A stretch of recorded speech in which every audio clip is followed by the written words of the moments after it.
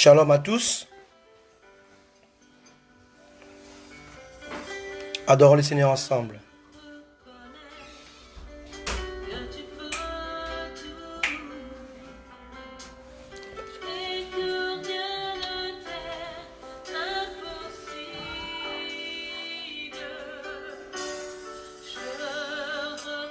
Shalom, shalom. Soyez les bienvenus.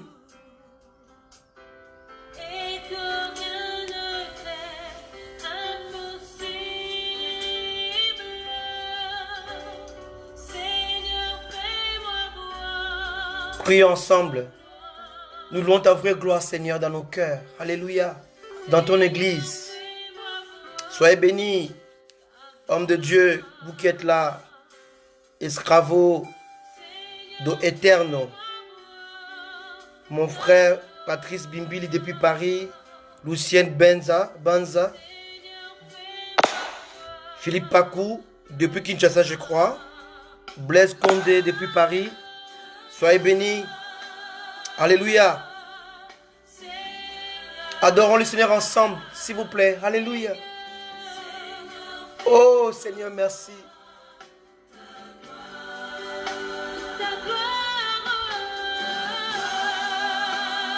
Ma sœur Bijoun Koussi, sois bénie, maman, servante de Dieu.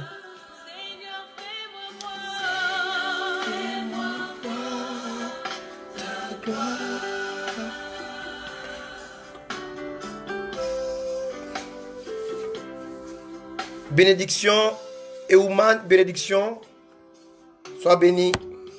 Alléluia. Adorons Dieu ensemble.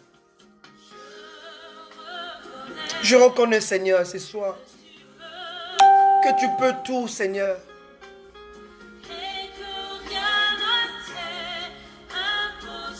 Ma fille Esther, depuis la Côte d'Ivoire, sois bénie, ma fille.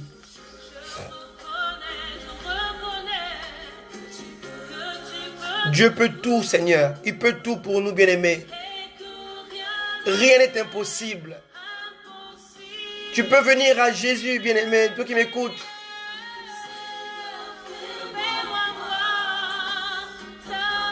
Tu peux venir, il n'est pas encore trop tard. La grâce est disponible.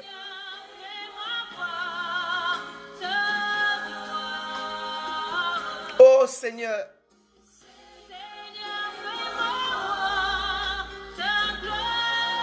Oh Jésus, fais-nous voir ta gloire ce soir. Nous avons besoin de toi, Seigneur.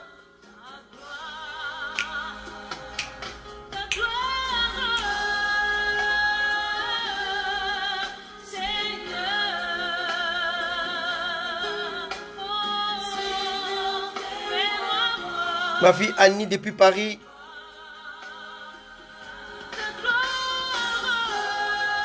Oh Jésus, s'il te plaît. Ton église a besoin de toi, Seigneur. Il y a tellement d'infiltrés actuellement, Seigneur. Il y a tellement de cœurs brisés, Seigneur. Nous voulons voir ta gloire, Seigneur, s'il te plaît. Oh Jésus. Oh Seigneur. Nous avons besoin de toi, Seigneur. Oh Dieu de gloire. L'église a besoin de toi, papa. Mes frères ont besoin de toi, oh Dieu. Mes soeurs ont besoin de toi, Seigneur. Révèle-toi, Père de gloire. Révèle-toi, Seigneur. Révèle-toi, Seigneur, Jésus. Oh, revenez à Jésus, bien-aimé. Revenez à Jésus. Alléluia. Et vous qui êtes en Christ, accrochez-vous, attachez-vous. Accrochez-vous, n'abandonnez pas. N'abandonnez pas, Jésus est Seigneur. Il revient bientôt. Alléluia. Oh Jésus. Oh Seigneur. Alléluia.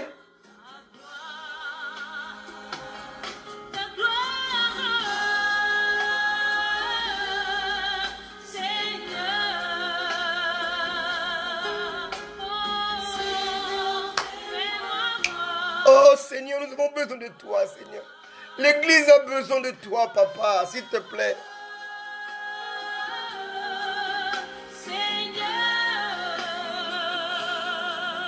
Ma soeur Huguette depuis Paris, sois bénie, maman.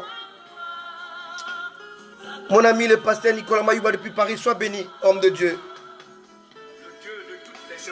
Mon frère Diallo depuis Paris, on est ensemble, papa, on est ensemble.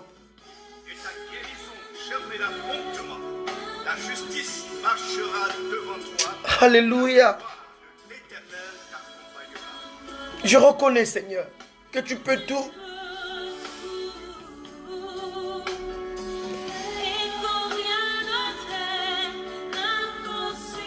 Alléluia. Alléluia.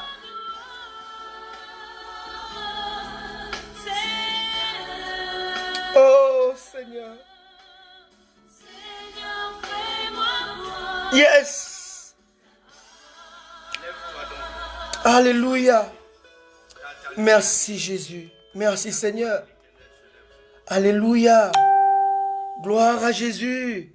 Gloire à Jésus. Soyez les bienvenus. Amen. Que Dieu vous bénisse tous. Alléluia. Attachons-nous au Seigneur. Je vois mon frère, mon ami qui est depuis Paris, qui a perdu sa jambe. Mon frère Diallo. Alléluia. On a tiré sur lui, il a perdu sa jambe. Mais il m'a dit, je n'ai pas perdu mon cœur. Je n'ai pas perdu mon cerveau. Ils n'ont rien fait. Quelle foi, quelle détermination. Rien ne doit te déstabiliser, bien-aimé. Quelle que soit la situation dans laquelle tu es. Alléluia. Continue à croire. Amen. Gloire à Jésus. Alléluia. Alléluia. Alléluia. Et comme le mardi dernier, on a parlé de la conscience, la mort de la conscience. On n'a pas fini cela. Et aujourd'hui, j'aimerais bien avancer un tout petit peu. J'espère qu'on va avancer, peut-être finir, je ne sais pas. Parce que c'est très très long. Mais avec l'aide du Seigneur, on va quand même faire quelque chose de très important. Alors, je définissais la conscience comme étant la perception de sa propre existence et du monde qui l'entoure. C'est une connaissance innée introduite dans l'homme, lui permettant de distinguer le bien et le mal. Autrement dit, les pouvoirs du jugement. Alléluia. Donc, je ne veux pas revenir sur ce que j'ai déjà dit il y a une semaine. Alors, ceux qui veulent comprendre, connaître ça, le live est sur mon mur Facebook. Vous pourrez toujours aller consulter. Alléluia. Alors, j'avais promis de parler de ces types de conscience. La conscience innée, la conscience pure ou la bonne conscience, la conscience déformée, la conscience trafiquée, la conscience corrompue, la conscience est morte et la conscience de l'autruche. Alléluia. Voilà les 7 types de conscience que j'aimerais aborder avec vous. Amen.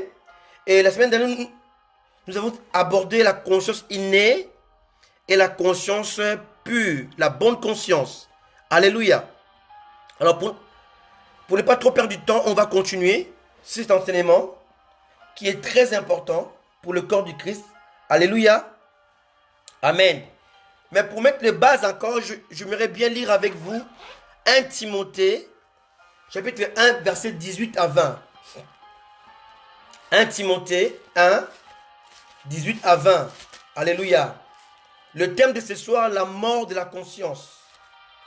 Gloire à Jésus. 1 Timothée 1, 18 à 20. C'est là notre verset de base qui dit ceci. 1 Timothée 1, 18 à 20. La recommandation que je t'adresse, Timothée, mon enfant, selon les prophéties faites précédemment à ton sujet, c'est que d'après elle, tu combattes les bons combats en gardant la foi et une bonne conscience. La foi et une bonne conscience. Cette conscience, quelques-uns l'ont perdue et ils ont fait naufrage par rapport à la foi. Donc la bonne conscience ou la conscience est pure est comme le vecteur, le support qui maintient notre foi solide et attachée à Christ. Et si tu perds cette bonne conscience, tu peux perdre la foi. Alléluia. La version parole de vie dit ceci, avec les verset 19. Avec foi et avec une bonne conscience, ou voilà, quelques-uns l'ont refusé, quelques-uns ont refusé d'écouter leur conscience et ainsi ils ont perdu la foi. Quelques-uns ont refusé d'écouter leur conscience, donc bonne, donc pure, et ainsi ils ont perdu la foi. Voilà pourquoi beaucoup aujourd'hui sont en train de perdre la foi pour aller chercher la magie et aller dans l'occultisme parce qu'ils ont perdu la bonne conscience. Alléluia. C'est très important de rappeler ces choses. Amen. Gloire à Jésus. Merci Seigneur. Soyez bénis. Alléluia. Gloire à Jésus. Gloire à Jésus. Amen. Bien-aimés, la conscience est pure ou la bonne conscience, alléluia, doit absolument atteindre son niveau d'excellence. C'est-à-dire, elle doit devenir aiguisée par le Saint-Esprit. Alléluia. Donc, une conscience pure peut être souillée si elle n'est pas aiguisée. Alléluia. Or, si elle est souillée, cette conscience pure, si elle est souillée, l'homme dont la conscience est souillée peut faire naufrage par rapport à la foi. Les dangers là-dessus. Alléluia. Voilà qu'on voit les gens qui autrefois étaient zélés parce qu'ils avaient une bonne conscience, une conscience pure, et aujourd'hui se rebellent. C'est la conséquence d'une bonne conscience devenue souillée. Alléluia. C'est très important de garder sa conscience pure. Alléluia. Gloire à Jésus. En fait, la différence entre la conscience innée, donc naturelle, que Dieu a mis en nous, et la conscience bonne ou pure, c'est fait que la conscience innée ne produit pas la foi. N'a rien à voir avec la foi. Tu peux avoir une bonne conscience, la conscience innée, une conscience qui est normale, qui est naturelle, mais cela ne peut pas t'amener au salut. Alors que la bonne conscience est attachée au salut, à la foi qui produit le salut. Alléluia. Nous sommes sauvés par la grâce au moyen de la foi. La grâce est là, mais le salut se manifeste par la foi. Alléluia. Si Christ n'était pas ressuscité, notre foi serait vaine. Amen. On est sauvé au travers de la foi. Alléluia. Alléluia. Or, la conscience est pure, s'attache à la foi. Mais la conscience innée ne s'attache pas à la foi. Amen. Alléluia. C'est très important de faire cette différence-là entre la conscience innée et la conscience pure ou la bonne conscience. Amen. Gloire à Jésus. Alléluia.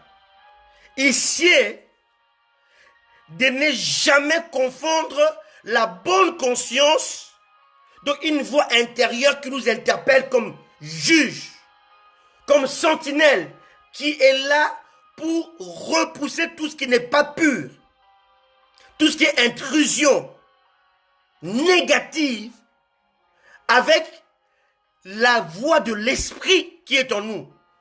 Ne confondez pas ces deux choses. La conscience, elle peut être pure, mais elle ne peut pas être confondue avec la voix du Saint-Esprit. Amen. C'est très important. Dieu voulant, même la semaine prochaine, je reviendrai pour faire cette différence-là. Mais retenez ceci que la bonne conscience n'est pas la voix du Saint-Esprit. C'est deux choses différentes. Le Saint-Esprit est une personne, le Saint-Esprit est Dieu, le Saint-Esprit nous parle, la bonne conscience aussi nous parle. Alléluia. Mais le Saint-Esprit passe par la bonne conscience pour nous interpeller. Alléluia. Nous devons comprendre cela. Mais ce soir, je vais essayer de vous donner quelques différences entre la bonne conscience, est la voix du Saint-Esprit. La bonne conscience est le juge intérieur. Mais le Saint-Esprit est le guide intérieur. La bonne conscience nous amène au jugement, à comprendre le jugement. Mais le Saint-Esprit est là pour nous guider. La bonne conscience nous montre le mal, le péché, sans toutefois l'ôter. Mais le Saint-Esprit convainc le païen du péché, du jugement et de la justice. La bonne conscience ne convainc pas. Alléluia. Mais le Saint-Esprit convainc. Là, je suis en train de faire la différence entre la bonne conscience et la voix du Saint-Esprit. Ce n'est pas la même chose. Alléluia. La bonne conscience nous montre une vérité. Mais le Saint-Esprit nous conduit dans la vérité. Alléluia. La bonne conscience nous montre l'importance de la droiture. Mais le Saint-Esprit nous maintient dans la droiture. Quelqu'un comprend? Amen. C'est très différent. Alléluia. Il ne faut pas confondre la bonne conscience qui est purifiée par le sang de Jésus, purifiée par la parole de Dieu, avec le Saint-Esprit. C'est deux choses différentes. Quelqu'un qui n'a pas le Saint-Esprit peut faire des choses bonnes. Mais les bonnes œuvres ne sauvent pas. Mais celui qui a le Saint-Esprit appartient à Dieu. Amen. C'est très important d'avoir la bonne conscience, donc une conscience innée mais purifiée. Mais c'est encore mieux d'avoir le Saint-Esprit qui nous conduit dans toute la vérité. Alléluia. Passons pour parler aujourd'hui de la conscience déformée. Mais comment peut-on déformer la conscience humaine réputée infaillible? Comment peut-on déformer une conscience qui n'accepte pas tout ce qui est mal, tout ce qui est négatif, tout ce qui est impur? La bonne conscience est notre juge intérieur qui nous interpelle lorsque nous mentons et lorsque nous faisons du mal. Mais comment elle peut être déformée? Comment? C'est possible. C'est très important. Amen. Bien-aimés, vous devez savoir ceci. Le fait d'affirmer et de redire sans cesse à une personne ce qu'elle n'est pas, à force de l'entendre, cette dernière finira par accepter et épouser le dit mensonge. Est-ce que vous comprenez un peu? Vous me suivez? Le fait de répéter à quelqu'un ce qu'il n'est pas, la personne finira par l'accepter. Aujourd'hui, on voit ça dans certaines assemblées où on doit déjà répéter. Je suis la tête, non la queue. Je suis puissant, je suis fort. Et ils les pensent vraiment, ils les acceptent et ils les croient. Et pourtant, ils ne les sont pas. Et lorsque les preuves arrivent, la même personne qui répétait cela succombe. Parce que dans leur conscience, ils commencent à croire cela. Alléluia. Voilà la méthode utilisée par les gourous, les serviteurs trompeurs, les serviteurs de l'iniquité pour déformer les consciences humaines. Amen. Qui sont réputés d'être inviolables. On dit ceci, on peut tromper tout le monde sauf sa propre conscience, c'est vrai. Mais, bien aimé, laissez-moi vous parler d'une maladie, d'une pathologie qu'on appelle la mythomanie. Alléluia. La mythomanie. Les mythomanes croient à leur propre mensonge. Donc leur conscience est touchée. Elle est déformée. Elles sont déformées. Alléluia. C'est une pathologie. Amen. Un homme mythomane ou une femme mythomane se plaît à mentir. Lorsqu'il ment ou lorsqu'elle ment, elle se sent mieux dans sa peau. Alors que la conscience nous interpelle dans le mensonge. Lorsque tu mens, ta conscience te met mal à l'aise. Mais un mythomane, lorsqu'il ment, il se sent à l'aise. Cela prouve que sa conscience a été déformée par la maladie. Alléluia. Par la pathologie. Oh, gloire au Jésus. Gloire au Seigneur. Gloire à Jésus. Amen.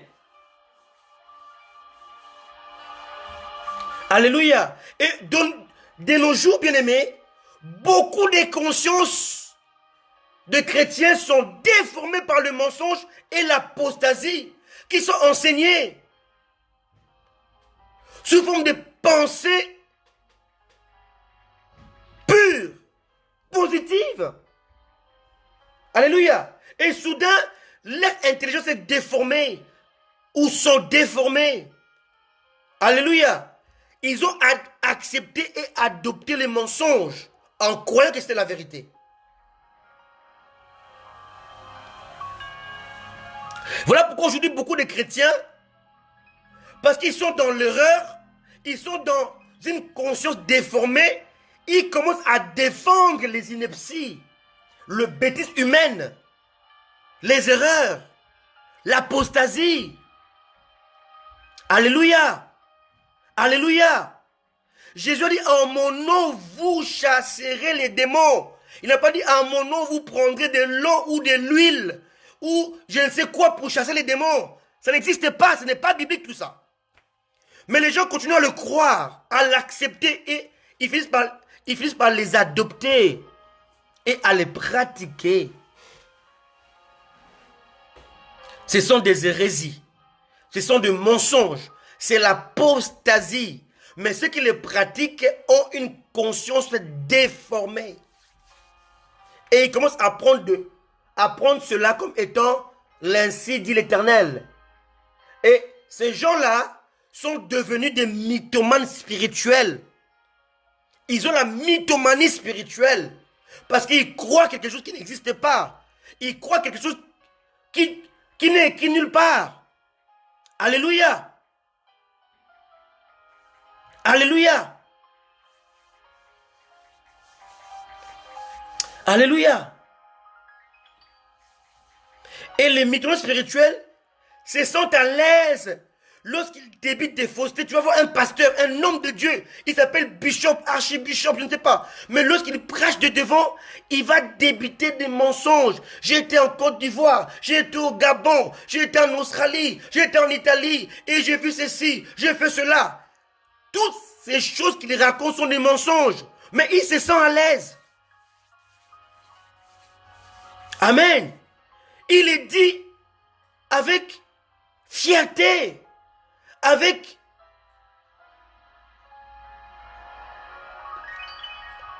liberté. Sa conscience ne lui reproche pas que je suis en train de mentir devant le peuple de Dieu, devant Dieu. Il est même content de le faire. Parce que sa conscience est déformée. Alléluia. Alléluia. C'est ça qu'on appelle la conscience déformée.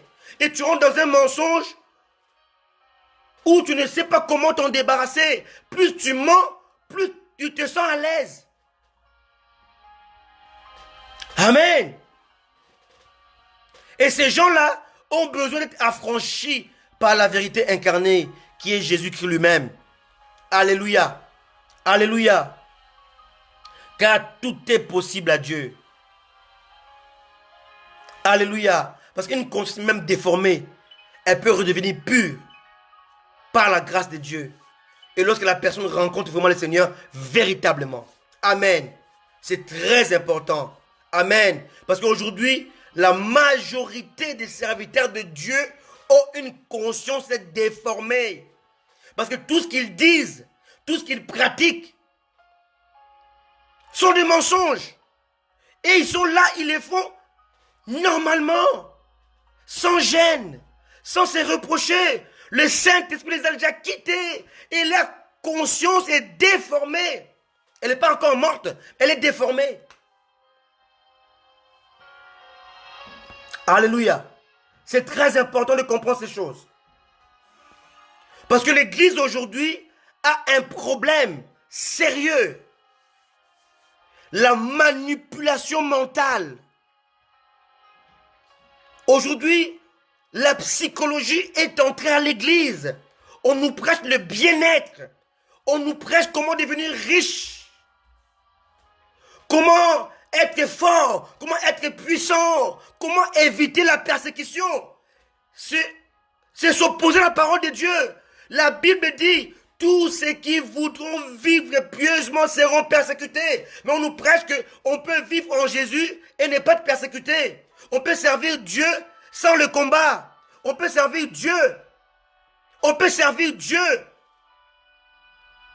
sans les critiques. Ce message s'appelle le coaching. Merci, lu et lu. Alléluia. On montre aux gens, pour être un bon chrétien, il faut être riche. C'est totalement faux. Et les consciences des gens sont déformées aujourd'hui. Amen. Les gens croient au mensonge. Ils croient à n'importe quoi. Alléluia. C'est grave. C'est dangereux. Amen. Bien-aimés, vous devez savoir ceci. Le coaching a remplacé l'évangile de nos jours. La psychologie a remplacé la bonne nouvelle. Et ces prédicateurs de mensonges de l'iniquité ne prêchent plus le salut, ne prêchent plus la foi. Ils prêchent la psychologie. Ils prêchent le coaching. Comment réussir, comment remplir l'église, comment être une femme de foi, comment être vainqueur, comment avoir une entreprise. Bien-aimé, c'est bien réussir dans la vie. Mais si tu échoues, ta vie, c'est comment? C'est différent réussir dans la vie et réussir sa vie. Alléluia. Réussir dans la vie, c'est être prospère, c'est avoir un bon travail, c'est avoir un bon mariage, c'est avoir des enfants qui étudient, qui finissent, qui terminent et qui réussissent. C'est très bien. Mais réussir sa vie, c'est finir en Christ. Quand tu meurs, ton âme est sauvée. Ton âme va au paradis. C'est ça, réussir sa vie. On peut réussir dans la vie et échouer sa vie. On connaît beaucoup de gens aujourd'hui qui ont réussi dans la vie. Ils étaient milliardaires. Ils avaient tout, ils avaient la gloire. Mais comment ils ont fini leur vie? Alléluia. Ils ont réussi dans la vie, mais ils ont échoué leur vie. Amen. Faisons très attention. Que veux-tu? Que cherches-tu? Réussir dans la vie ou réussir ta vie? On peut réussir dans la vie avec son cerveau, mais on réussit sa vie avec son cœur. Alléluia. Je répète, on peut réussir dans la vie en utilisant son cerveau.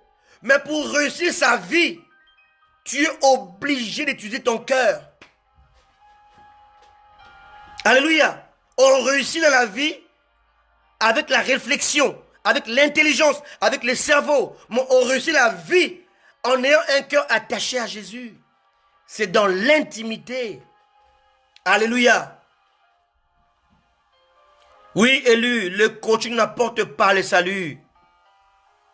Parce que quand on coach la tête, on coach le cerveau. Mais on ne coach pas le cœur. Alléluia. C'est très important. Alléluia. Alléluia. Gloire à Jésus.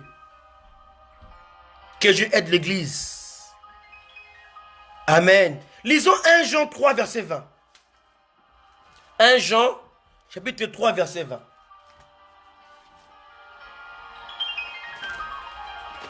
1 Jean 3, verset 20. Car si notre cœur nous condamne, Dieu est plus grand que notre cœur et il connaît toutes les choses. Alléluia. Bien-aimés, ceux-là qui ont la conscience déformée, un jour Dieu peut le rencontrer et Dieu les délivre. Ils auront désormais la conscience purifiée. Mais en ayant la conscience purifiée, il peut arriver que lorsqu'ils agissent, ils se sentent coupables. Pourquoi? Parce qu'il a été pendant longtemps avec une conscience déformée. Et il peut être condamné dans sa tête, dans son cœur. Mais Dieu te dit, même si ton cœur te condamne, Dieu est plus grand. Alléluia. Que ton cœur. Amen. Alléluia. C'est très important de comprendre ces choses. Alléluia. À cause de son implication à la religion, Saul de Tarse eut une conscience déformée qui ne condamnait pas, pendant le meurtre d'Étienne. Lorsque Étienne était lapidé dans la tête de Saul de Tarse, sa conscience ne lui reprochait pas, ne lui reprochait rien. Pour lui, c'était normal. Il fallait les tuer. C'est celui qu'on appelle aujourd'hui l'apôtre Paul. Autrefois, il avait une conscience déformée.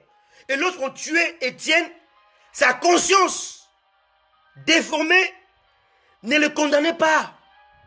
C'était un juge qui était banni dans sa tête. Un juge qui était inné, établi par Dieu, mais déformé par la religion, qui commence à croire au péché comme étant une victoire. Tuer quelqu'un qui ne croit pas en ta religion était une victoire. L'apôtre Paul, autrefois, avait une conscience déformée. Alléluia. Alléluia. Et lorsque les disciples parlaient de Jésus-Christ pour le salut de l'humanité, lui, ayant la conscience déformée, il est condamné. Donc il appelait le mal bien et le bien mal. C'est cela, bien-aimé, la conséquence de la conscience déformée. Tu vas voir un pasteur qui est marié, qui va coucher avec des filles de l'église. Et il se sent à l'aise. Il prie avec sa femme à la maison. Il prie avec ses enfants. Il n'est pas attristé. Le Saint-Esprit l'a quitté.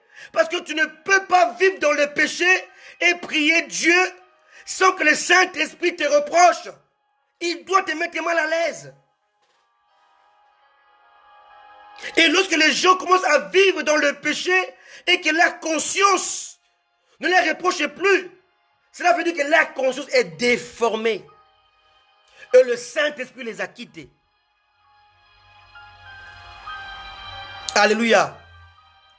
Je crois que tout le monde comprend aujourd'hui la différence entre la conscience pure et la conscience déformée. Lorsqu'elle est déformée par la religion, par l'apostasie, par le mensonge ou par la maladie, tant naturelle que spirituelle, que j'appelle la mythomanie, on commencera à appeler le bien mal et le mal bien. Et à ce moment-là, la voix de l'esprit, la voix intérieure, elle se tait. Parce que l'esprit te quitte. Et la conscience, elle se tait. Parce qu'elle est déformée. Alléluia. Elle est déformée. Alléluia. Notre mauvaise perception de la vie déforme notre conscience. Alléluia. Voilà pourquoi on voit aujourd'hui en Afrique des papas qui ont des diplômes, des doctorats, des ingénieurs, mais qui vont abuser des enfants de 16 ans, de 14 ans. Tu vois quelqu'un qui a 3 doctorats, mais qui va courir pour abuser d'une jeune fille de 15 ans. C'est quoi la raison? Ce n'est pas seulement les fétiches, ce n'est pas seulement l'occultisme, c'est la conscience qui est déformée.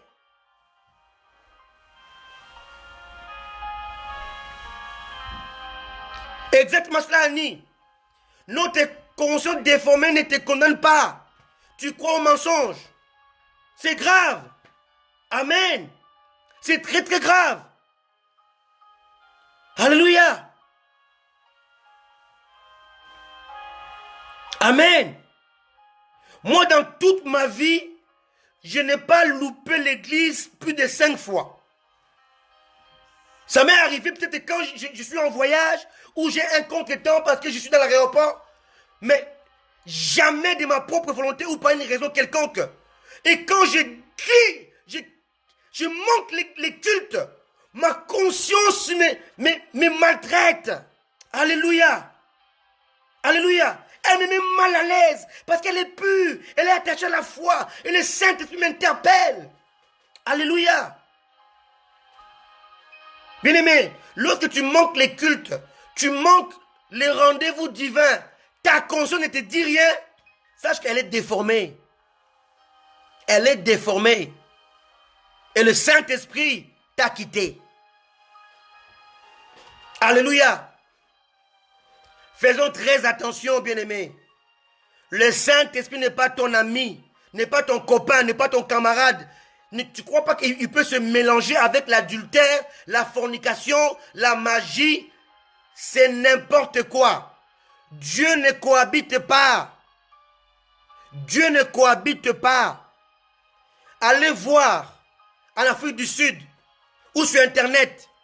Regardez les deux océans, l'océan Atlantique, l'océan Indien, qui se rencontrent, mais qui ne se mélangent pas.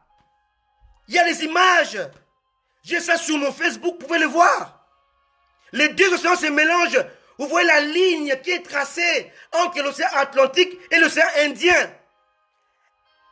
Ils ne se mélangent pas. L'eau ne se mélange pas. Allez voir l'embouchure du fleuve Congo. L'eau se rencontre mais ne se mélange pas. Et les poissons du fleuve n'ont pas le droit d'entrer dans l'océan. Mais il n'y a pas de mur. Mais il y a un mur invisible qui fait comprendre aux poissons du fleuve, si vous allez dans l'océan, vous allez mourir. Parce que l'océan, c'est l'eau salée. Le fleuve, c'est l'eau douce. Et les poissons de l'océan aussi ne rentrent pas dans le fleuve. Et pourtant, il n'y a pas de mur. Alléluia. C'est ça, Dieu. Même les poissons, les animaux qui n'ont pas d'esprit, ils connaissent leurs limites. Aujourd'hui, les hommes de Dieu, les femmes de Dieu, les chrétiens ne connaissent plus leurs limites parce que la plupart d'entre eux, ils ont la conscience déformée. Alléluia. Alléluia. Allez voir les images. Sur mon Facebook ou sur Internet, mettez seulement la rencontre entre l'océan Indien et Atlantique. Allez voir la photo, il y a même des vidéos. L'eau ne se mélange pas. Et les deux eaux ont deux couleurs différentes. Alléluia. Dieu vous montre que il y a des choses qu'on ne peut pas mélanger sur la terre. Satan ne peut pas cohabiter avec Dieu, c'est pas possible. Alléluia. Et Dieu non plus ne peut pas cohabiter avec le diable, c'est pas possible. Tu ne peux pas servir Dieu avec la magie, ça ne marche pas. Amen. Et le magicien ne peut pas servir Dieu non plus. Parce qu'il ne peut pas avoir le Saint-Esprit, la Bible est claire. L'esprit des vérités que le monde ne peut pas recevoir. Alors dites-moi un peu, quelqu'un qui n'a pas le Saint-Esprit, comment est-ce qu'il peut prêcher la parole de Dieu? C'est impossible. Alléluia. Les poissons connaissent la limite que Dieu leur a fixée. Amen. Des animaux sans esprit. Et nous les chrétiens qui ont le Saint-Esprit, qui avons le Saint-Esprit, qui ne vient pas seulement nous saisir, mais qui demeure en nous. Nous ne connaissons pas nos limites. C'est gravissime. C'est pitoyable. C'est dangereux. C'est triste. C'est déplorable. Alléluia. Que Dieu révèle nos consciences, qu'il puisse les purifier. Amen. Il est temps de revenir au Seigneur, d'abandonner le péché, d'abandonner l'occultisme, d'abandonner toutes ces choses, car Dieu ne cohabite pas, il ne le fera jamais. Dieu est lumière, et quand la lumière est allumée, l'obscurité se dissipe. Amen. On doit le savoir, ça. Gloire à Jésus. Amen. Conscience déformée. Amen. Quatrièmement, conscience trafiquée. C'est quoi la différence entre la conscience déformée et la conscience trafiquée? Je vais vous la donner. Alléluia. La conscience est trafiquée par trois choses. Premièrement, par l'erreur. Deuxièmement, par la méchanceté. Et troisièmement, par les deux. Par l'erreur et la méchanceté. Alléluia. L'erreur provoque le trafic. Trafique notre conscience. La méchanceté aussi vient pour trafiquer notre conscience. Ou erreur plus méchanceté, les deux ont pour conséquence conscience trafiquée. Pas déformée, mais trafiquée. Alléluia. Je m'explique. La conscience qui est trafiquée est une conscience travaillée dans l'erreur et la fausseté, et elle est inculquée depuis l'enfance. C'est différent de la conscience déformée. Alléluia. Je répète, une conscience qui est trafiquée, elle est depuis le bas âge. Et elle est trafiquée par l'erreur, par la fausseté ou bien la méchanceté. Amen.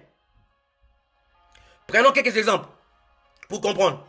Vous savez, un jour, une histoire vraie, un berger surveillait sa chèvre qui devait mettre bas, qui devait donner naissance au chevreau. Amen. Et sa chèvre avait une blessure à la patte, donc elle ne marchait pas bien. Elle claudiquait, elle boitait. Amen. Alors, lorsque les chevrons sont nés, ils commençaient à suivre leur mère. Et comme leur mère avait une blessure à la patte, elle boitait, elle claudiquait, elle ne marchait pas droite. Et soudain, les chevrons qui venaient de sortir du ventre de leur mère commençaient aussi à boiter, à marcher comme leur mère. Alors qu'elles, mais ils n'avaient pas de blessures dans la patte, dans leur patte, mais ils marchaient comme leur mère. Et lorsque le berger a vu cela, il a compris que les chevreaux seraient contaminés par l'erreur, par la blessure de leur maman. Il les a enlevés pour les nourrir à part. Alléluia. Moralité, c'est quoi? C'est que lorsque tu as vu les mensonges, l'erreur, la fausseté, depuis ton enfance, tu commenceras à l'accepter comme étant la vérité. Alléluia. Et c'est cela que j'appelle la conscience trafiquée. Elle n'est pas déformée. Elle est trafiquée parce que tu l'as acceptée. Tu as accepté une fausseté comme étant une vérité. Et cela dès le bas âge. Aujourd'hui, à Londres, je vois des filles somaliennes qui ont 4-5 ans mais qui sont voilées. Alléluia. Leurs parents trafiquent la conscience afin qu'elles puissent normaliser la religion et la croyance. Alléluia. Et pour ces filles, une fois adultes, porter le voile n'est pas un signe de religion, mais un signe de normalité, une obligation. Sans tout, il faut savoir que c'est une obligation imposée. Mais dans leur tête, ce n'est pas imposé. Voilà pourquoi lorsque ces filles-là passent à la télévision, elles vont défendre le voile, n'est-ce pas, comme étant une normalité. On ne m'a pas imposé à porter le voile. Elles disent cela. Pourquoi? Parce qu'on a trafiqué sa conscience. Elle a normalisé une religion. Elle a normalisé une erreur. Elle a normalisé un défaut. Elle a normalisé un péché. Elle a normalisé une fausseté. Lorsque tu fréquentes la fausseté, l'erreur depuis l'enfance, tu finis par l'accepter et la réglementer. Alléluia. Alléluia. Et tu oublies que cela t'avait été imposé dans ton enfance. Amen. Bien-aimé, je ne suis pas contre les gens des Caraïbes. Non, loin de là. Dans notre assemblée, nous avons des frères et sœurs des Caraïbes. Amen. Mais aujourd'hui, certains Antillais, certains Haïtiens continuent à croire, bec et ongle, que leurs ancêtres ne viennent pas d'Afrique. Et quand tu parles avec certains Antillais, certains Haïtiens, ils te disent, moi je ne suis pas africain. Vous les Africains, ils continuent à croire à la fausseté qu'on leur a inculquée. Et pourtant, toute la race noire vient d'Afrique. C'est un fait patent, un fait réel, un fait notoire. Mais certains Haïtiens antillais continuent à croire qu'ils ne viennent pas d'Afrique. Et tu peux faire un débat avec lui. Il va te convaincre, il dit, moi je ne suis pas africain. Oh mon Dieu, bien-aimé, conscience trafiquée. Alléluia. Conscience trafiquée. Alléluia. Que Dieu nous aide. Alors que l'histoire démontre clairement que tous les Noirs du monde entier sont arrivés là où ils sont arrivés en dehors d'Afrique via l'esclavage, la traite négrière. Pas pour autre chose. Ils n'ont pas voyagé pour aller dans ces pays-là et pour s'établir. Ils ont été amenés comme esclaves. Ils ont été vendus comme du bétail. Amen. Toute la race noire, sans exception. C'est l'histoire qui en parle. Amen. Conscience trafiquée. Alléluia. Et aujourd'hui, certains Africains et certains Congolais de la RDC continuent à croire, bec et ongle, que c'est Diego Cao qui a découvert l'embouchure du fleuve Congo. Pas Congo avec C, Congo avec K. En 1482. Tu lui dis, il dit, c'est lui qui a découvert l'embouchure du fleuve Congo. Le fleuve Congo s'appelle Diego Cao. Mais bien aimé, quand Diego Cao est arrivé au royaume Congo, mais il a vu les Congolais, il a vu les habitants de ce pays, de ce royaume, il a vu les autochtones. En 1482, le Congo n'était pas vierge, c'était pas une forêt, c'était un royaume. Alléluia, qui partait de l'Angola jusqu'au Cameroun. Amen. Qui prenait tous ces pays-là, Congo, Brazza, Centrafrique, tous ces pays, Gabon. On appelait ça royaume Congo. Et le roi s'appelait Nzingankuvu. Alléluia. C'est l'histoire qui le dit, c'est pas moi. Mais aujourd'hui, on voit les Congolais, les Africains disent que Diego Cao,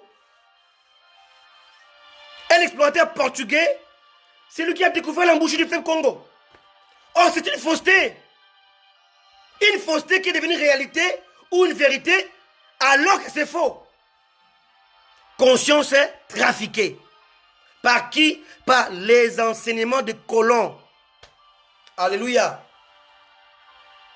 Et pareillement, on continue à croire que c'est Christophe Colomb qui était financé par la monarchie espagnole.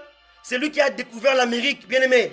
En 1492, quand il est arrivé en Amérique, il a vu les Indiens d'Amérique qui vivaient là-bas. Aujourd'hui, on lui donne la couronne de celui qui a découvert l'Amérique. Et les gens continuent à le croire. Conscience trafiquée. Alléluia. Et aujourd'hui, la majorité des chrétiens continuent à croire que le 31 octobre 1517, Martin Luther King est venu réformer l'église, bien aimé. L'église n'a pas été réformée par Martin Luther, l'Allemand, en 1517, non. La réforme de l'église a été faite par le Saint-Esprit lui-même. Lisez Hébreux 9, 8 à 10. Hébreux 9, 8 à 10. Amen. La vraie réforme de l'église a été faite par le Saint-Esprit lui-même, par Christ lui-même. La Bible en parle. Ce n'est pas Martin Luther en 1517 qui l'a fait, c'est faux. Et les chrétiens continuent à le croire aujourd'hui. Récemment, j'ai vu une vidéo où j'ai vu une jeune femme qui a affirmé sans embâche. Elle a dit, la Bible dit, et elle le disait avec audace, avec fierté, avec foi, avec détermination. Elle dit, la Bible dit, chanter, c'est prier 2 fois. Et beaucoup de chrétiens le disent aujourd'hui. Mais c'est écrit nulle part dans la Bible. C'est écrit nulle part. Ces versets n'existent pas dans la Bible.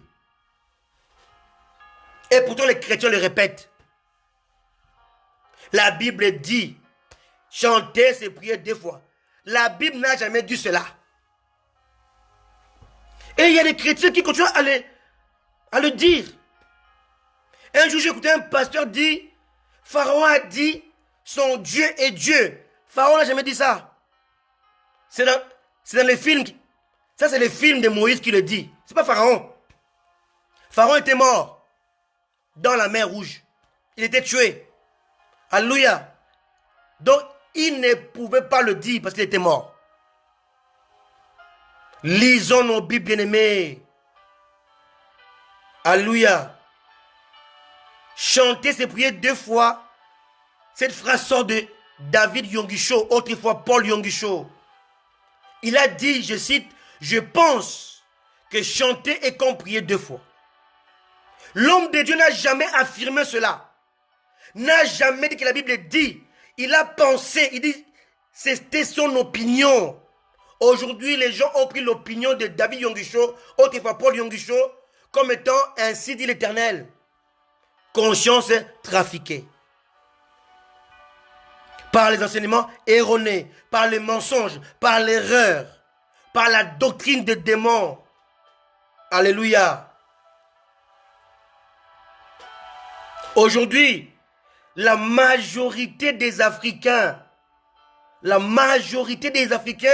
continuent à croire l'histoire que les Blancs ou les colons les ont inculquée. Or, les colons ont déformé l'histoire de l'Afrique. Alléluia. Alléluia. L'homme noir n'a toujours pas été esclave. Jamais. Lisez la Bible. Amen. L'Égypte était une grande puissance avant la France, avant les États-Unis, avant l'Allemagne. C'est en Afrique. Mais on vous les cache. Et vous continuez à accepter, de continuer à croire que c'est pas vrai, mais c'est vrai. Alléluia. Conscience trafiquée. Et les colons savent pourquoi ils les font. Pour que l'homme noir ne croit pas en ce que Dieu a fait de lui. Je n'ai rien contre les hommes blancs, bien-aimés. Mon grand-père, il est blanc. Je ne prêche pas contre la race blanche. Je sors de la race blanche. Mon grand-père est blanc. Je parle de la vérité. Je parle de la conscience qui est trafiquée. Alléluia. Par les colons. Alléluia. Et il est temps de restituer la vérité. De bannir les mensonges. Alléluia. Amen. On le voit en Afrique. Même chez moi au Congo. Alléluia. Où le chef d'État élu, il est privé du pouvoir. Alléluia. On donne le pouvoir à celui qui a perdu. On a vu ça en Côte d'Ivoire. On a vu ça en RDC. Je ne prêche pas la politique. Je prêche la conscience déformée, trafiquée. Il est temps que la vérité soit restituée à sa juste valeur. Merci, élu. Alléluia. L'illégalité est devenue l'égalité. Et le mensonge s'est transformé en vérité. Il est temps de corriger ces choses. Parce que Satan a commencé par déformer la conscience et ensuite trafiquer la conscience. Aujourd'hui, le mensonge est appelé vérité et vérité est appelé le mensonge.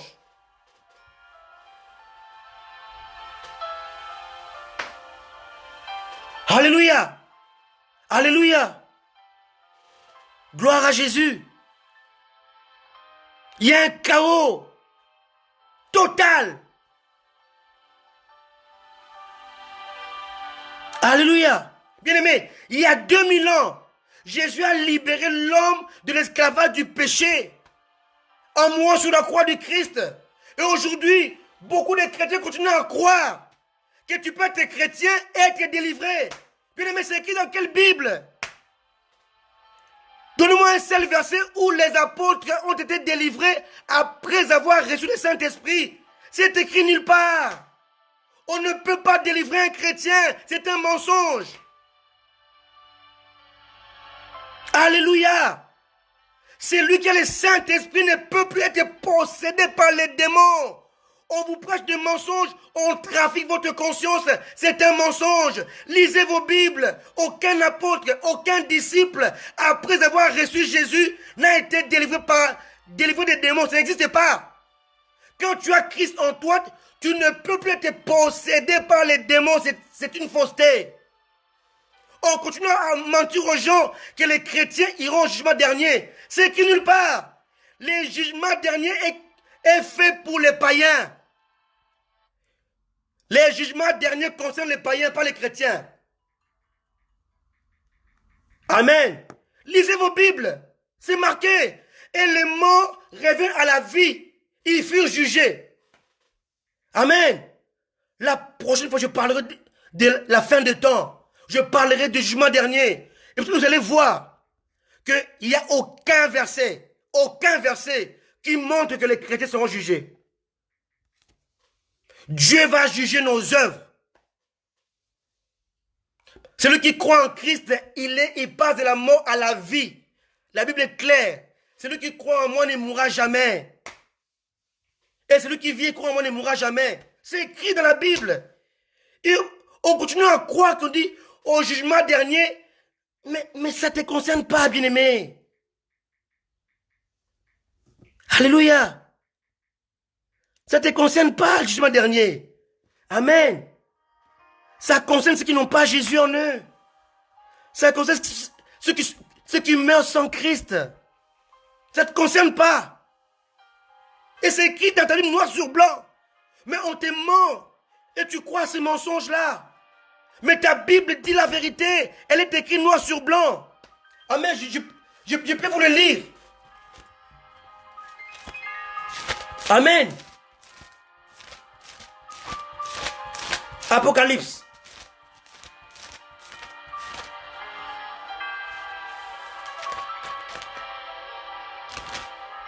Alléluia.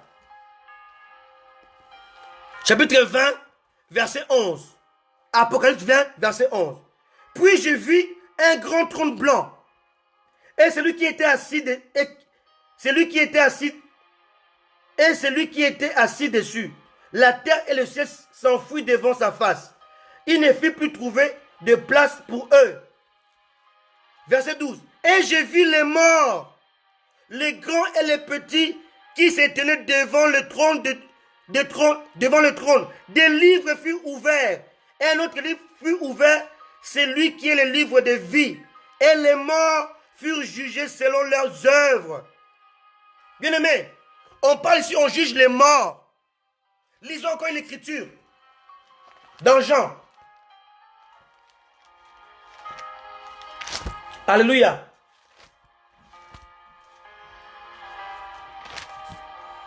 Alléluia.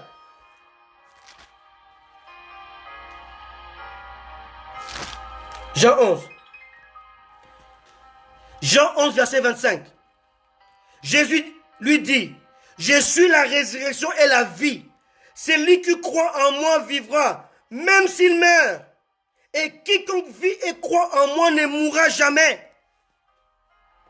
Ne mourra jamais. Donc les jugements derniers concernent les morts, pas les vivants. Oh, toi qui crois en Jésus, tu n'es plus mort, tu es vivant. Et tu ne mourras jamais. La mort n'aura jamais d'effet sur toi. Quand tu vas mourir physiquement, tu passes de la mort à la vie. C'est tout. Ça ne te concerne pas. Les chrétiens iront au tribunal de Christ. Pas pour être jugés, mais pour que leurs œuvres soient jugées. Pour recevoir les récompenses. Pas pour être condamnés. Et aujourd'hui, beaucoup de chrétiens, ils ont peur du jugement dernier. Et on les approche ça à l'église. Ce sont des faussetés, bien-aimés. C'est écrit nulle part, tout ça. Amen. Les temps avancent trop vite. Le temps nous fait défaut. Alléluia. On ne peut pas être chrétien et être adultère. Si tu es adultère, tu n'es pas chrétien. Parce que chrétien veut dire comme Christ. Adultère, tu n'es pas comme Christ, donc tu n'es pas chrétien. Amen. Tu peux être pasteur, bishop, archibishop. Si tu vis dans l'adultère, dans le mensonge, dans le péché sexuel, tu n'es pas un chrétien. Tu es peut-être pasteur, peut-être bishop, tu n'es pas un chrétien. Amen. On ne peut pas être immoral et être chrétien. Ça n'existe pas. Chrétien veut dire comme Christ. Tu n'es pas comme Christ, tu n'es pas chrétien. Amen.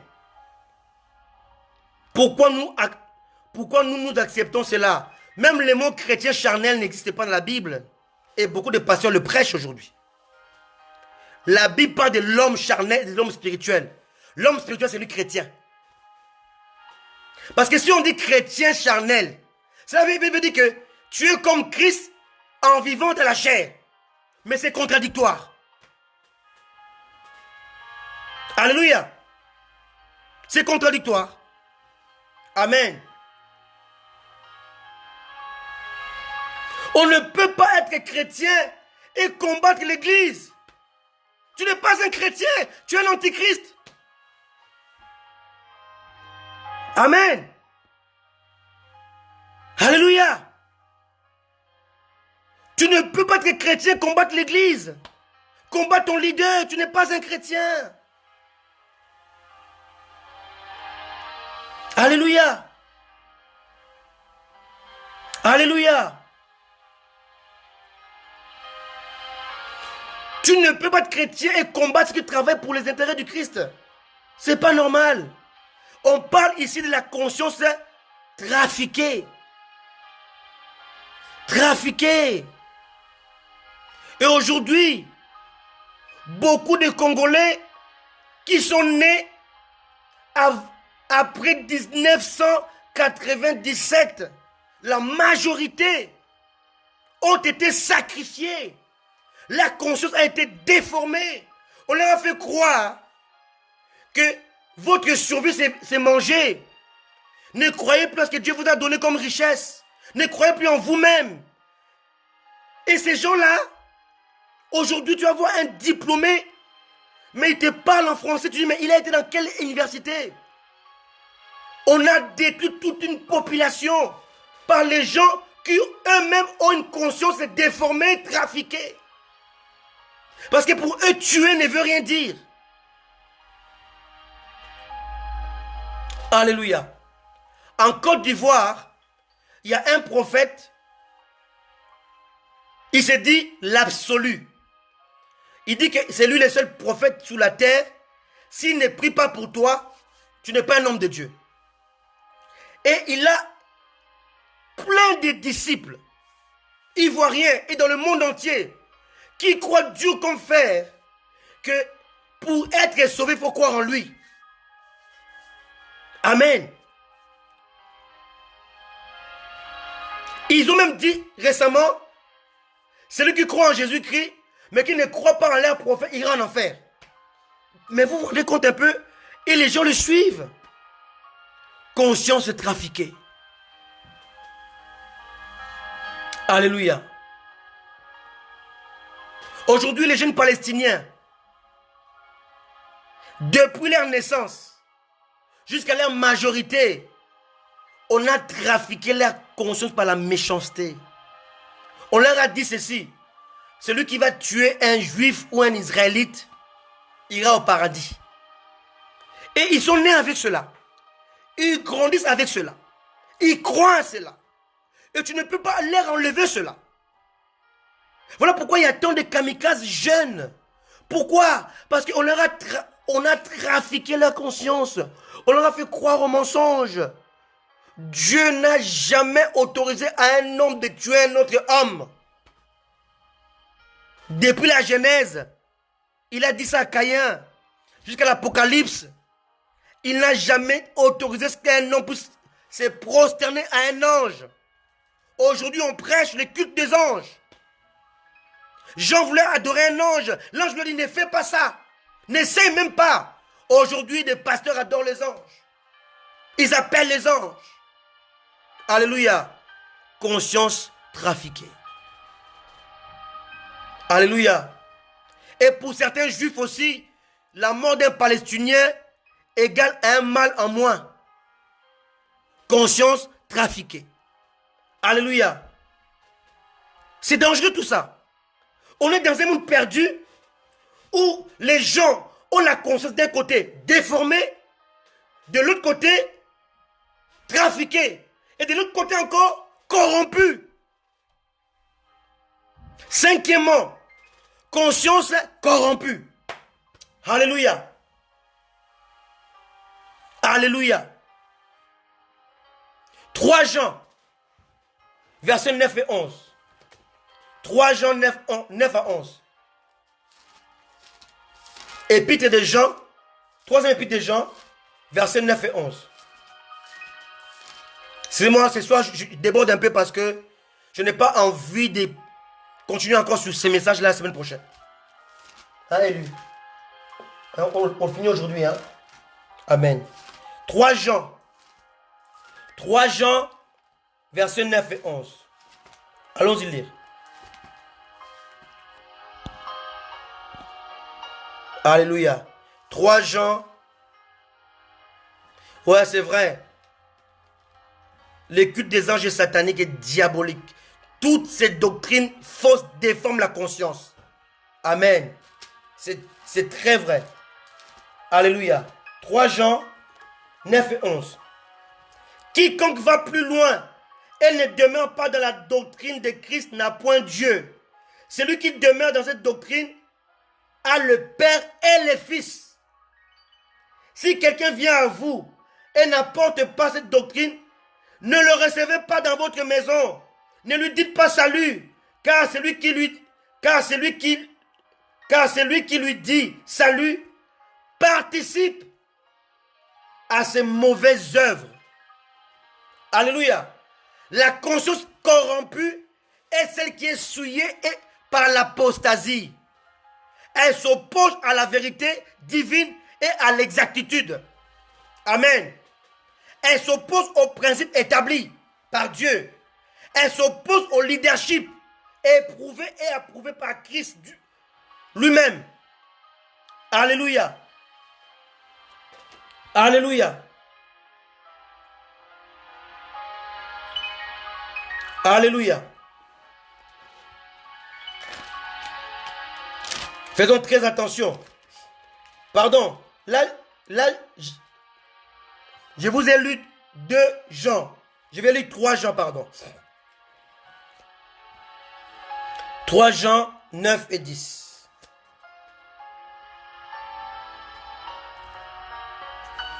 3 Jean 9 et 10. J'ai écrit quelque chose à l'église, mais Diotrephe, qui aime à être le premier parmi eux, ne nous reçoit point. C'est pourquoi, si je vais, je rappellerai les actes qu'il commet, en tenant contre nous des méchants propos. Non content de cela, il ne reçoit pas les frères et ceux qui voudraient le faire. Et il les empêche, et les chasse de l'église. Bien-aimé, n'imite pas le mal, mais le bien. Celui qui pratique le bien est de Dieu. Celui qui fait le mal n'a point vu Dieu. Aujourd'hui, il y a plusieurs Diotrephes qui prennent l'église locale comme leur propre entreprise, qui croient que il peut décider de faire ce qu'il veut à l'église de Dieu. Parce que sa conscience est purement corrompue. Ceux qui ont la conscience corrompue, ils passent leur temps à s'opposer au leader que Dieu a établi. Alléluia. C'est cela la conscience corrompue. Les Diotrephes, les Hyménée, les Philettes, les Alexandre le Forgeron sont des gens qui s'opposaient aux principes établis et aux leaders établis. La conscience est corrompue par l'apostasie. Amen.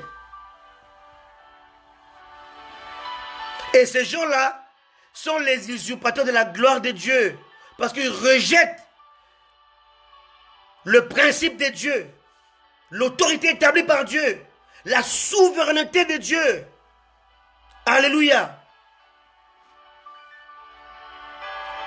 Et sixièmement, la conscience est morte. Mon message est là-dessus. Amen. Conscience est morte.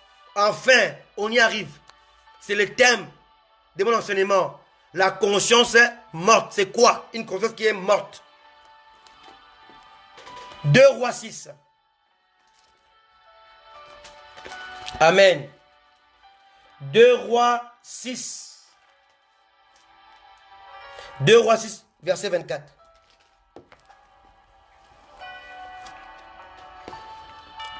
Deux Rois 6, 24. Après cela, Ben-Hadad, roi de Syrie, ayant rassemblé toute son armée, monta et assiégea Samarie. Il y eut une grande famine dans Samarie et il la serrait tellement qu'une tête d'âne valait 80 cycles d'argent et le quart d'un cap de fientes de pigeons 5 cycles d'argent. Et comme le roi passait sur la muraille, une femme lui cria: sauve-moi, ô roi, mon Seigneur. Verset 27. Il répondit: si l'Éternel ne te sauve pas, avec quoi te sauverai-je? Avec les produits de l'air ou du pressoir? Verset 28.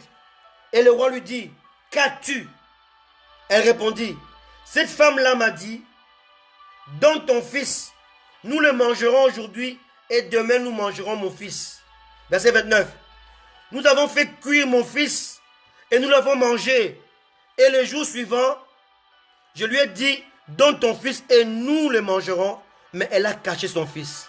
Lorsque le roi entendit les paroles de cette femme, il déchira ses vêtements en passant sur la muraille.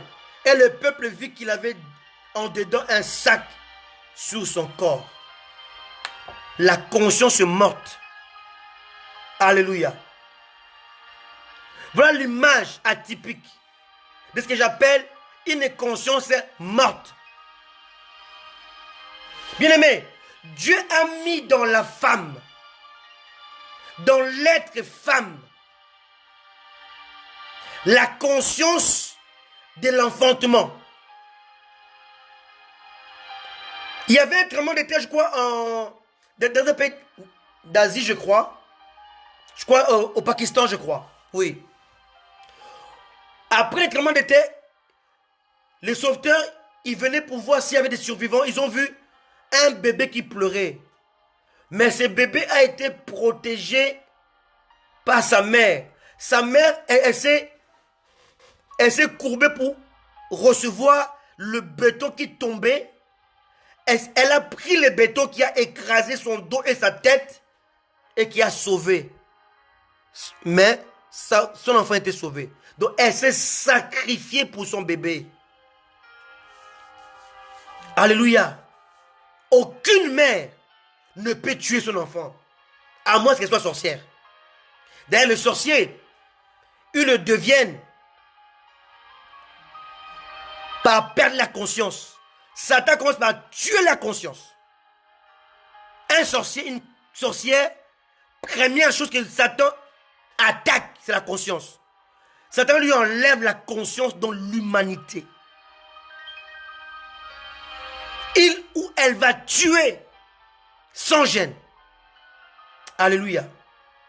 Sans état d'âme. Amen.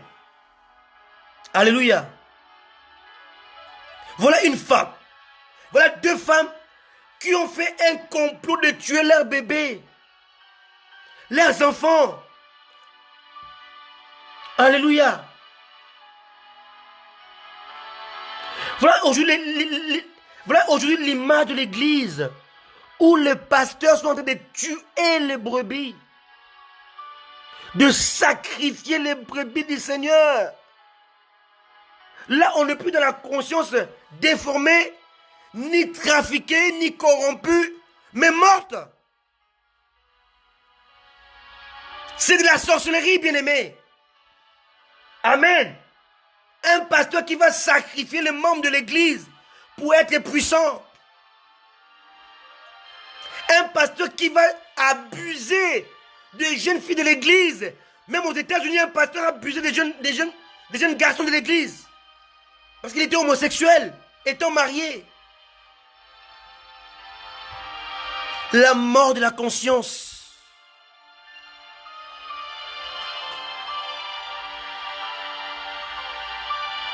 La femme a perdu sa maternité, a perdu le sens de la maternité, jusqu'à sacrifier son propre bébé, jusqu'à manger sa chair. Il n'y a pas eu pire. Depuis l'histoire de l'Église existe jusqu'à aujourd'hui, il n'y a pas pire que ces gestes. Alléluia. Il n'y a pas pire que cela. Alléluia. Bien-aimé, s'il existe un atout que les femmes ou les animaux femelles en général qui possèdent que les hommes ou les mâles ne possèdent pas, c'est l'amour pour leur progéniture, leurs enfants. À cause de la conscience de la maternité, à cause de l'exigence de l'allaitement, à cause de l'affection innée, à cause de l'amour inconditionnel et désintéressé, une mère préfère mourir et laisser vivre son enfant. Et les mères qui me suivent ne peuvent pas me contredire. Alléluia. Alléluia. Et aujourd'hui, le pasteur, les hommes de Dieu, censés nourrir les brebis du Seigneur, sont en train non pas de les nourrir, mais de les engraisser pour les manger.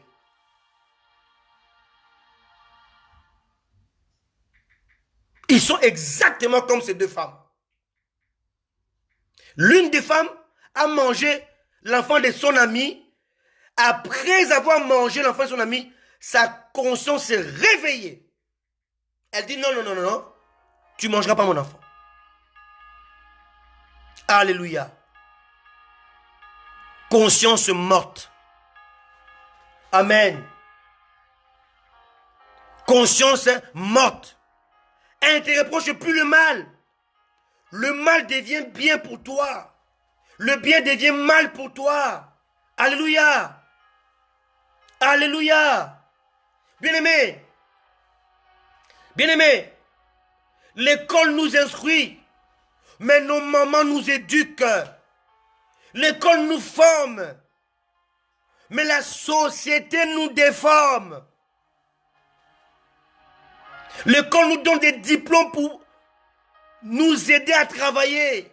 Mais l'Église nous donne des âmes pour nous permettre à comprendre la valeur incomparable de l'éternité. Alléluia. L'école nous donne la formation nécessaire. Mais le Saint-Esprit nous apporte la transformation exigée par Dieu. Amen. La conscience des chrétiens est morte. Aujourd'hui, nous tuons nos pasteurs, nous tuons nos leaders comme ces femmes-là. Nous nous complotons contre eux pour les détruire.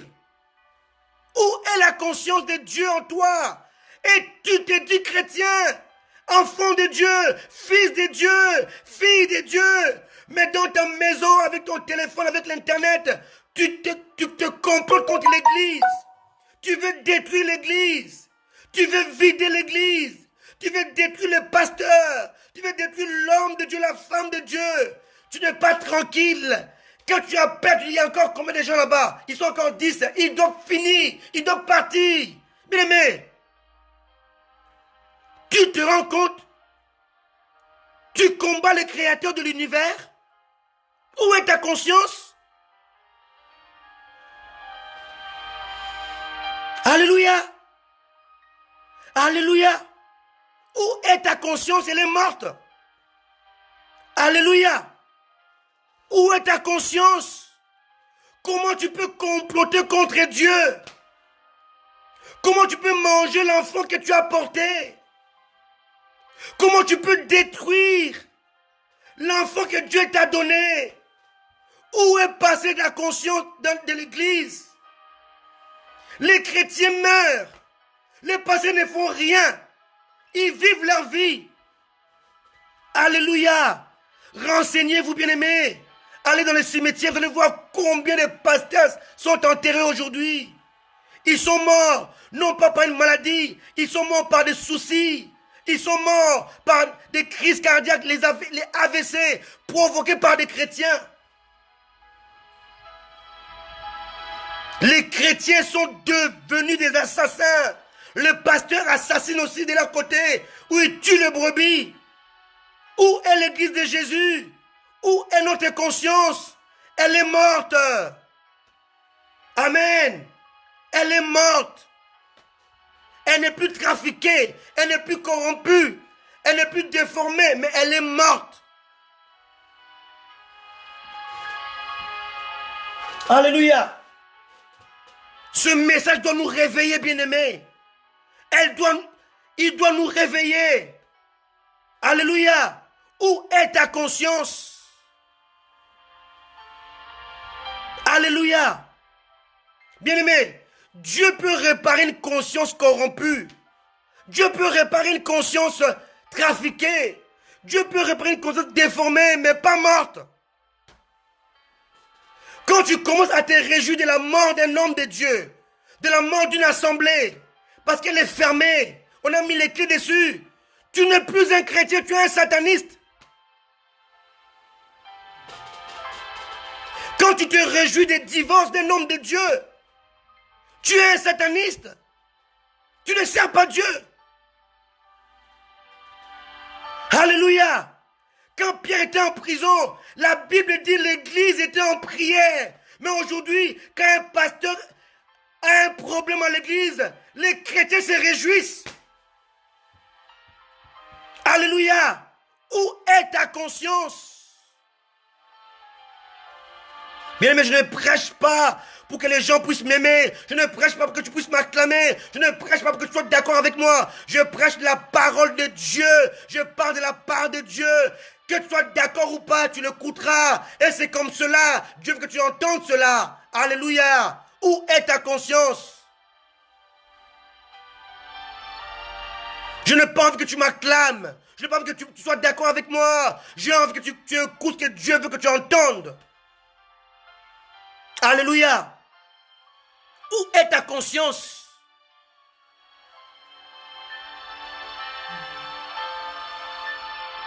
Alléluia.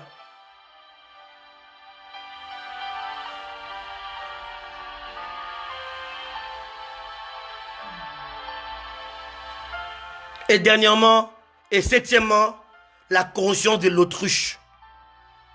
On va pas le lire. Job 39, 16 à 20. Écrivez seulement. Job 39, 16 à 20. La conscience de l'autruche.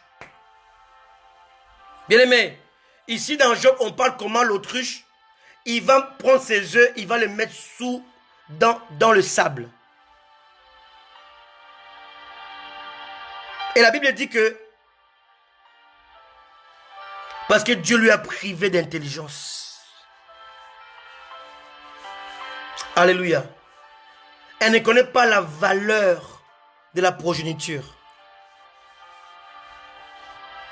Et comme disait Rabelais, la science sans conscience n'est qu'une ruine de l'âme. La conscience de l'autruche est dans le milieu chrétien. De nos jours, certains dirigeants de l'église sont devenus des autruches car ils ont perdu la valeur des âmes. Une âme qui a de la valeur aux yeux de Dieu, mais dans sa tête, une âme n'est qu'un instrument d'argent, un instrument de dîmes, un instrument d'offrande, un instrument de l'enrichissement personnel. Mais une âme ne sert plus Christ, mais sert ses intérêts. La conscience de l'autruche. Alléluia. Une âme n'est plus utile aux yeux de Dieu. C'est à ses propres yeux. Elle est là pour pour l'enrichir, pour l'applaudir, pour l'encourager, pour lui jeter des fleurs, mais pas pour Dieu. La conscience de l'autruche. Alléluia. Alléluia. Alléluia. Si vous lisez dans Exode 28, 36 à 38, Exode 28, 36 à 38, on parle de la tiare que Aaron portait sur le front. Et c'était écrit sainteté à l'Éternel. Ça veut dire ta conscience doit être pure, monsieur Aaron. Monsieur souverain sacrificateur, ta conscience doit être pure lorsque tu t'approcheras de moi, ton Dieu. Mais aujourd'hui, il y a des hommes de Dieu, il y a des chrétiens avec la conscience impure. Il vient de l'autel, commettre l'adultère, et il va passer devant pour prêcher la parole de Dieu. Bien-aimé, la conscience de l'autruche. Tu es en train de te moquer de Dieu. Les hommes pour toi ne servent à rien, n'ont aucune valeur. Tu sais que ta conscience, elle est impure, elle est corrompue, elle est morte, elle est déformée. Mais tu te permets de monter devant en chair pour prêcher quoi aux gens? La conscience de l'autruche. La conscience sans conscience. Alléluia. Alléluia.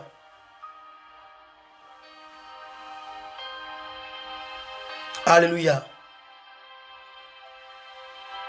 Pour finir, bien-aimé, je vais vous dire ceci.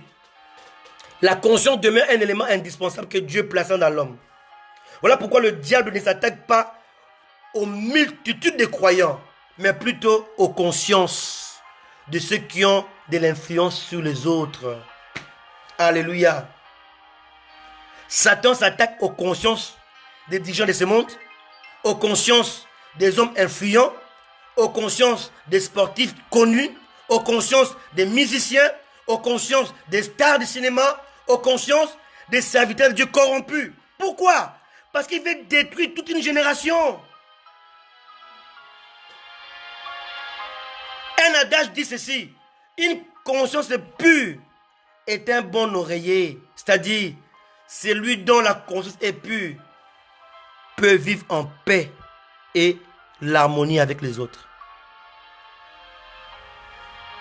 Alléluia. Où est ta conscience? Où est ta conscience innée que Dieu a placée en toi comme un juge? Où est ta conscience purifiée par le sang de Jésus, par le Saint-Esprit, qui doit te ramener dans la parole? Alléluia. Alléluia. Alléluia. Pourquoi ta conscience est déformée? Pourquoi elle est-elle déformée? Pourquoi elle est-elle trafiquée? Pourquoi elle est morte? Voilà les questions que nous devons nous poser ce soir. Alléluia. Nous croyons à l'histoire inventée par les colons. Nous croyons à ces choses, alors que la vérité est là devant nous. Nous croyons au mensonge des hommes de Dieu corrompus, alors que la Bible est là comme témoignage. Alléluia. Bien-aimé, où es-tu avec ta conscience? Alléluia. Que Dieu vous bénisse. Que Dieu nous aide. Amen. À comprendre ces choses. Avant de finir, je veux que nous puissions prier ensemble. Parce que l'église a vraiment un problème. Alléluia. L'église a vraiment un problème de conscience. Quand on parle avec des femmes de pasteurs, elles sont brisées parce que les pasteurs sont infidèles. Quand on parle avec le pasteur, ils sont brisés parce que leurs femmes sont indisciplinées. Quand on parle avec certains chrétiens qui se disent chrétiens, ils courent pour être délivrés alors que la Bible dit qu'un chrétien ne peut pas être délivré. Il y a un problème. Il y a un problème. Il y a un problème. Il y a un sérieux problème. Alléluia. Prions le Seigneur. Dieu notre Père, nous te prions, Seigneur. Nous te prions, Papa, pour ce peuple, pour nous-mêmes, pour nos consciences, Seigneur.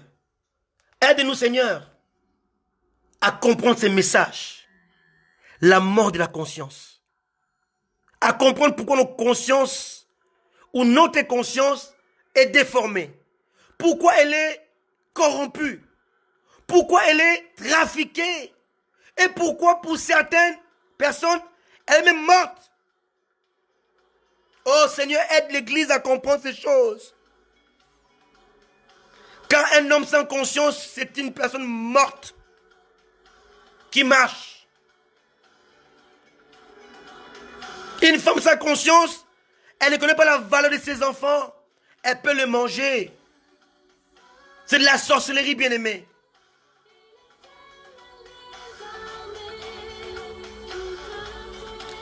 Soyons saints. Comme cette chanson.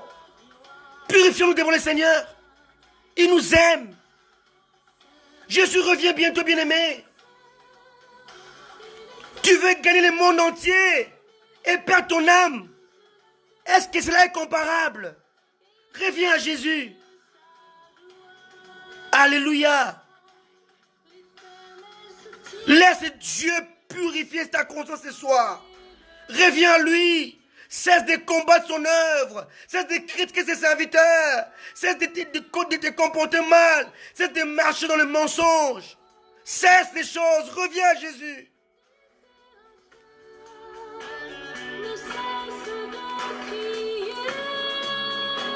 Chantez avec moi ces chants. Alléluia.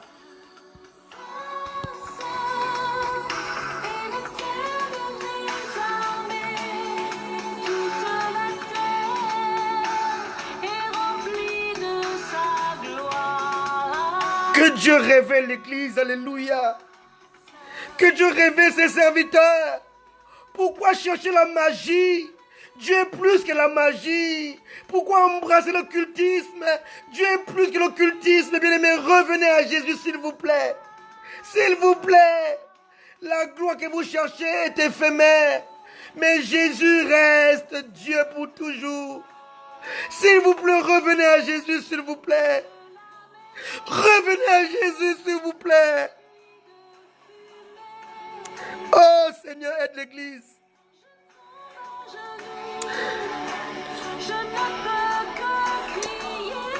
Oh Seigneur, aide ton Église, s'il te plaît. Pourquoi les chrétiens combattent les pasteurs? Pourquoi les chrétiens font des complots pour détruire l'œuvre de Dieu, bien-aimés? Vous courez les risques de combattre Dieu. On ne peut pas vaincre le combat contre Dieu. Que Dieu réveille vos consciences. Pourquoi vous combattez l'œuvre de Dieu? Où est votre conscience?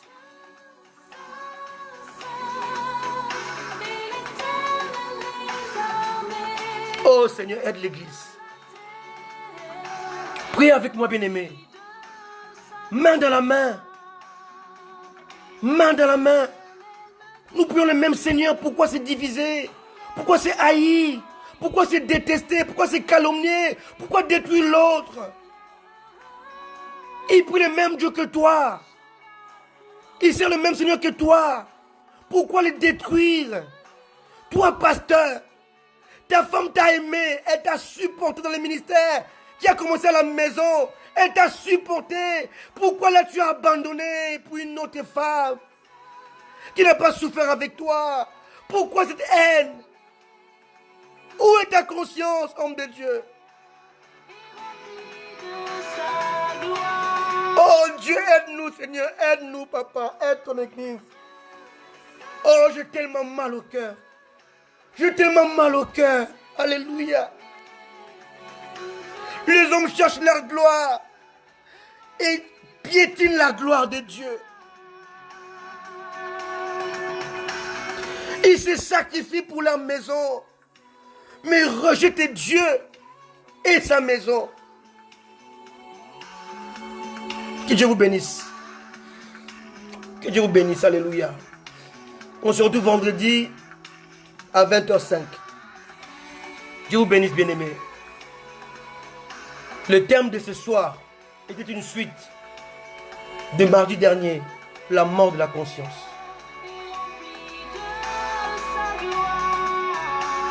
Ceux qui souhaitent la mort de leaders de Dieu, des leaders que Dieu a établis, sont comme ces deux femmes qui ont voulu manger leurs deux enfants.